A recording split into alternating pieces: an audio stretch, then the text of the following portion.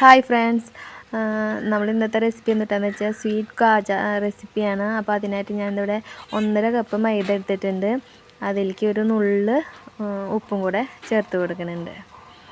ഇനി അതിലേക്ക് ഒരു 2 ടീസ്പൂൺ നെയ്യും കൂടെ ചേർത്ത് കൊടുക്കാം. അപ്പോൾ നെയ്യ് ഇല്ലെങ്കിൽ നമുക്ക് ഓയിലായാലും ചേർത്ത് കൊടുത്താൽ മതി കേട്ടോ.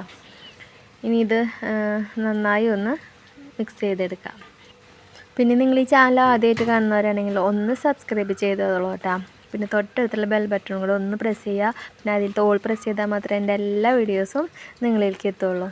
പിന്നെ ലൈക്ക് ചെയ്യാൻ ആരും മറക്കരുത്, എല്ലാവരും ഒന്ന് ലൈക്ക് ചെയ്തോളൂ കേട്ടോ. ഇത് നന്നായി ഒന്ന് മിക്സ് ചെയ്തെടുക്കാം. ഓയിലും ഇതൊക്കെ എല്ലാവരും തവണവരയ്ക്ക് നന്നായി ഒന്ന് മിക്സ് ചെയ്തെടുക്കുക. ഇനി ഇതിലേക്ക് നമുക്ക് വെള്ളം ഒഴിച്ചിട്ട് ഇതൊന്ന് കുഴച്ചെടുക്കുക. ചപ്പാത്തിക്ക് മാവ് കുഴയ്ക്കുന്ന മാതിരി ഇത് കുഴച്ചെടുക്കുക. ഇതിപ്പോൾ ഇവിടെ കുഴച്ചെടുത്തിട്ടുണ്ട്. ഇനി ഇതൊരു 10 മിനിറ്റ് നമുക്ക് ഒന്ന് റെസ്റ്റ് ചെയ്യാനായിട്ട് വയ്ക്കുക. ഇതിവിടെ 10 മിനിറ്റ് കഴിഞ്ഞു. ഇനി നമുക്കിത് പരത്തിയെടുക്കാം.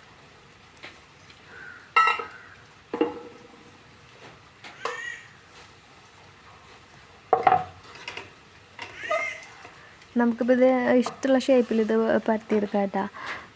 ചെറിയ ചെറിയ ഉരുളകളാക്കിയിട്ട് എടുക്കുക. അപ്പോൾ നമുക്കധികം വലുപ്പമൊന്നും വേണ്ട. ചെറിയ ചെറിയ ഉരുളകളാക്കി എടുത്തിട്ട് നമുക്ക് ഇഷ്ടമുള്ള ഷേപ്പിൽ പരത്തിയെടുക്കാം. അല്ലെങ്കിൽ വലുതാക്കി ഫുള്ളായി പരത്തിയെടുത്തിട്ട് കട്ട് ചെയ്തെടുത്താലും മതി. ഞാനിതിവിടെ ചെറിയ ചെറിയ ഉരുളകളാക്കി എടുത്തിട്ട് ഇതേ ഒരു ഷേപ്പിലാണ് പരത്തിയെടുക്കുന്നത്.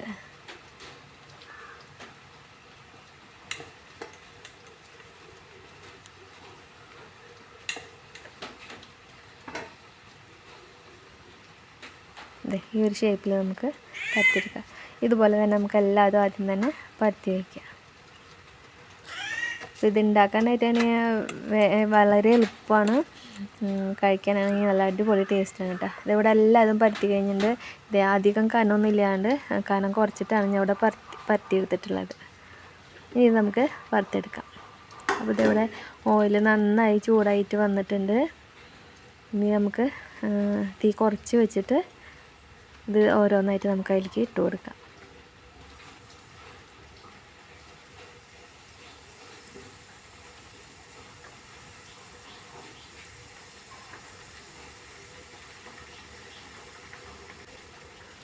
ഇത് തിരിച്ച് മറിച്ചിട്ട് കൊടുത്തിട്ടൊക്കെ 2 പുറം ഒരു ഗോൾഡൻ കളർ ആവണ വരയ്ക്കും നമുക്കിത് ഇങ്ങനെ മറിച്ചിട്ട് കൊടുത്തിട്ട് വറുത്തെടുക്കാം കേട്ടോ.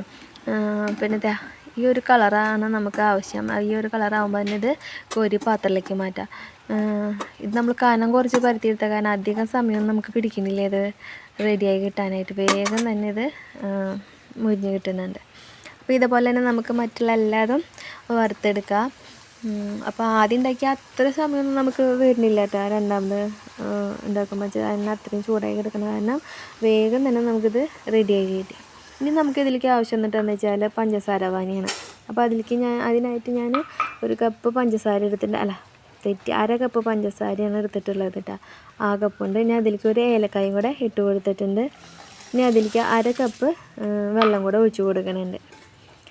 ഇനി ഇതൊന്ന് മിക്സ് ചെയ്ത് കൊടുത്തിട്ട് നമുക്ക് തീ കത്തിക്കാം. അപ്പോൾ ഇതേ ഇവിടെ പഞ്ചസാര പാനി ഇവിടെ റെഡി ആയിട്ടുണ്ട്. അപ്പോൾ ഇതൊരു ഒട്ടുന്നൊരു പാകമാണ് ആയിട്ടുണ്ടത്. അപ്പോൾ നമുക്കിനി ഇത് തീ ഓഫ് ചെയ്യാം. ഇനി നമുക്ക് ചൂട്ടോടെ തന്നെ നമുക്ക് നമ്മുടെ സ്നാക്സ് ഇതിലേക്ക് ഇട്ട് കൊടുക്കാം. ചൂടാറി കഴിഞ്ഞാൽ നമുക്കിത് കട്ടിയാവുമല്ലോ. അപ്പോൾ അതിനേക്കാൾ മുന്നേ തന്നെ നമുക്കിത് ഇതിലേക്ക് ഇട്ട് കൊടുക്കാം. ഇത് നന്നായി ഒന്ന് മിക്സ് ചെയ്തെടുക്കാം. ഇതാണ് ഇപ്പോൾ ഇത്തിരി പണിയുള്ളത്. കാരണം അത് പഞ്ചസാര കട്ടാവുന്നേക്കാളും മുന്നേ തന്നെ ഇതൊന്ന് മിക്സ് ചെയ്തെടുക്കണം. പിന്നെ ഇത് നല്ലോണം വീട്ടിൽ സ്നാക്സൊക്കെ പിന്നെ ചെറുതായി ഉടഞ്ഞപ്പോൾ പോയിട്ടാണ്. എന്നാലും മിക്സ് ചെയ്തെടുത്തു. ഇത്തിരി വലിയ കൂടെ പാത്രമാണെങ്കിൽ എനിക്ക് തോന്നുന്നത് നന്നായി മിക്സ് ചെയ്തെടുക്കാൻ പറ്റും. ഞാനിപ്പോൾ ഇതിൽ തന്നെ തിളപ്പിച്ച് പഞ്ചസാര ഇത് ഉണ്ടാക്കിയ കാരണം അതിൽ തന്നെ ഇട്ടിട്ട് റെഡിയാക്കിയെടുത്തു. ഇനി നമുക്കിത് പാത്രത്തിലേക്ക് മാറ്റാം. അപ്പോൾ നമ്മുടെ സ്വീറ്റ് കാജു ഇവിടെ റെഡി ആയിട്ടുണ്ട്. ഇനി ഇതൊരു 1-2 മിനിറ്റ് കൂടെ കഴിയുമ്പോഴാണ് നമുക്ക് ഇതേപോലെ പഞ്ചസാരയൊക്കെ ഇങ്ങനെ ഉറച്ചിട്ട് നമുക്ക് കിട്ടാം. അപ്പോൾ ഇത് കഴിക്കാനാണെങ്കിൽ നല്ല അടിപൊളി ടേസ്റ്റാണ്. അപ്പോൾ നിങ്ങൾ ഇതുപോലെ എന്തായാലും ഉണ്ടാക്കി നോക്കണം. നിങ്ങൾക്ക് എന്തായാലും ഇഷ്ടമാവും. അത്രയും ടേസ്റ്റാണ്. പിന്നെ ഇത് 1-2-3 ദിവസമൊക്കെ 2-3 ദിവസമൊക്കെ ഇത് കേടുകൂടാണ്ടിരിക്കും. അപ്പം നിങ്ങൾ ഇതുപോലെ ഉണ്ടാക്കി നോക്കിയോളൂ. ഉണ്ടാക്കി നോക്കിയിട്ട് ഇഷ്ടമായി എന്ന് വെച്ചാൽ ഒന്ന് കമൻറ്റ് ചെയ്തോളൂ കേട്ടോ. അപ്പോൾ ഇന്നത്തെ റെസിപ്പി നിങ്ങൾക്ക് ഇഷ്ടമായെന്ന് വിചാരിക്കുന്നു. ഇഷ്ടമായെങ്കിൽ ലൈക്ക് ചെയ്യാനും ഷെയർ ചെയ്യാനും പിന്നെ കമൻറ്റ് ചെയ്യാനും മറക്കരുത്. ലൈക്ക് എന്തായാലും ചെയ്തോളൂ. അപ്പോൾ പുതിയൊരു റെസിപ്പി ആയിട്ട് നമുക്കിനി അടുത്ത വീഡിയോയിൽ കാണാം. Thank you. ബൈ.